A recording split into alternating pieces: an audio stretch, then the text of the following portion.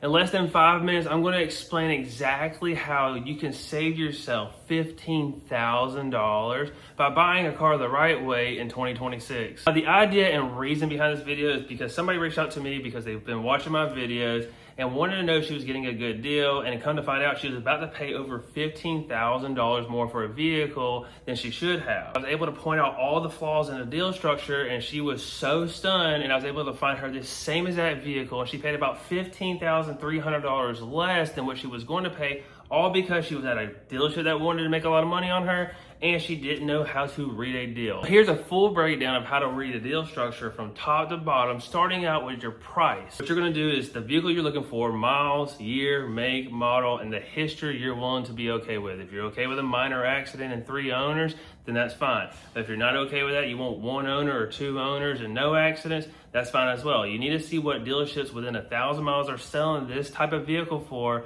on average, and that will give you your market value of what a dealership should be selling it to you for. So if the dealership down the road selling it for $25,000 with a clean history and 1 owner at 50,000 miles, but 7 other dealerships are selling it for $21,000, you just need to X them out and start working those other dealerships. That's how you get the pricing of what you are looking for a used vehicle. On a new vehicle, it's different.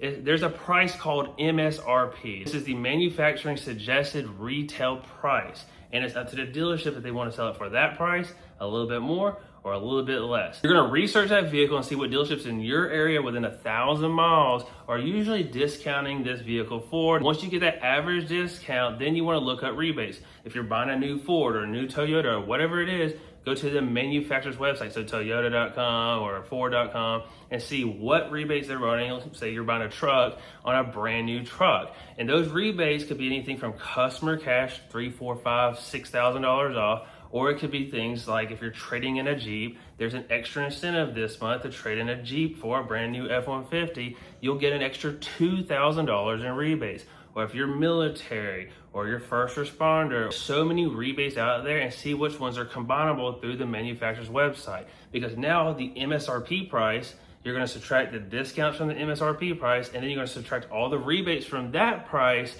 and that should be the price the dealership you're purchasing it from should be selling you the vehicle for. Next is special interest rates on brand new vehicles. On used vehicles, you don't have to really worry about this. There's no special rates on used vehicles. Go to your bank, get the best rate possible, and when you get to the dealership, see if they can beat it. If they can't beat it, go with your bank. If they can beat it, go with their bank. But on a new vehicle, sometimes the manufacturer's running 0% or 1.9%. This is a big deal because it's going to be the amount of interest you're going to be paying month to month for the entire loan, whether it's 60 months, 72 months, or 84 months. If that special interest rate is being ran on the F-150, say it's 0%, but you got to give up the $3,000 or $5,000 in rebates. You need to be at home doing this math before you show up to the dealership to see if it's worth taking the 0% or worth taking the $5,000 in rebates and just getting the best rate at your bank and see if the dealership can beat that rate. But there's sometimes the manufacturer will run $5,000 in rebates and 0% interest. We're gonna go with that example, so that way we don't allow dealerships to trick us. The reason why is because if the manufacturer's running that, dealerships, when you show up, will say, oh, you have to pick one. And in a lot of cases it is like that. But if you've done your research, you know you should get $2,000 off because you know that's what dealerships are running, plus the $5,000 in rebates, so that's $7,000 off, plus the 0% interest. The last thing is gonna be trade-in and fees. Your trade-in, you need to do research with KBB, Carvana, CarMax, and get different quotes from different dealerships and average out what your trade-in is worth. Be very honest. If it's not in excellent condition, don't get 7 quotes about being in excellent condition with 2 keys and no wrecks.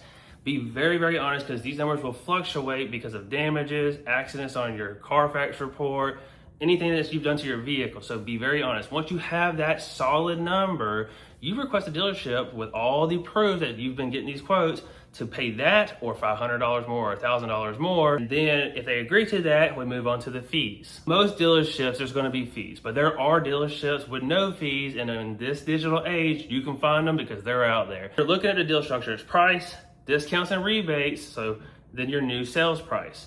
After that's gonna be your trade-in, so we have our trade-in number. Then it's gonna be fees, tax, and title. Taxes and title, that's Uncle Sam. You have to do what you gotta do. But that fees portion, there's gonna be a thing called a doc fee, an admin fee, a processing fee. It's just bull crap. It's a way for dealership to make an extra profit on you. You're there to buy a vehicle. You're not there to buy a processing fee. You're not there to purchase a vehicle and you have to pay for a fee because they had to hold the vehicle until you randomly showed up wanting it. You request zero fees. If the dealership will not do zero fees, don't buy from that dealership. So you should have the price of the vehicle.